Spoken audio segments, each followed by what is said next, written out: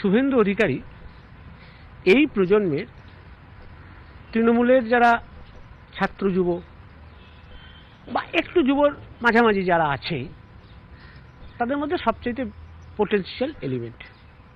এরা এ সম্বন্ধে কোনো সন্দেহ।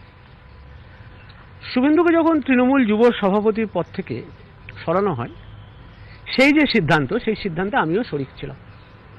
সুতরাং স্বাভাবিকভাবে আমি যদি আজকে বলি যে আমি কিছু জানতাম না, তাহলে এটা ভুল বলা হবে। হ্যাঁ, আমি স্বীকার করছি এটা ভুল যে তৃণমূল যুব সভাপতি পদ থেকে সরানোর যে সিদ্ধান্ত, সেই সিদ্ধান্তটা ভুল, এবং সেই সিদ্ধান্ত নেওয়ার ক্ষেত্রেও আমি সেই সিদ্ধান্তের অন্যতম শরিক ছিলাম, সেটা আমার ভুল।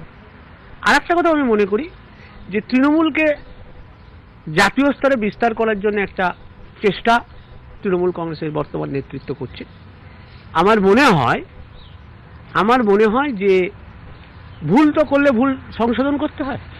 তাই আমার মনে হয় যে তৃণমূলের রাজ্য এবং সর্বভারতীয় দুটোর ক্ষেত্রেই যদি শুভেন্দুকে দায়িত্ব দিয়ে দেওয়া হয়, তাহলে এটা নিশ্চিত করে তৃণমূলের পক্ষে ভালো হবে, এবং তৃণমূল যুব আন্দোলনকে এগিয়ে নিয়ে যাওয়ার ক্ষেত্রে শুভেন্দু একটা অগ্রণী ভূমিকা নিতে পারে। আমার মনে হয় এই ভুলটা শুধরে নেওয়া উচিত।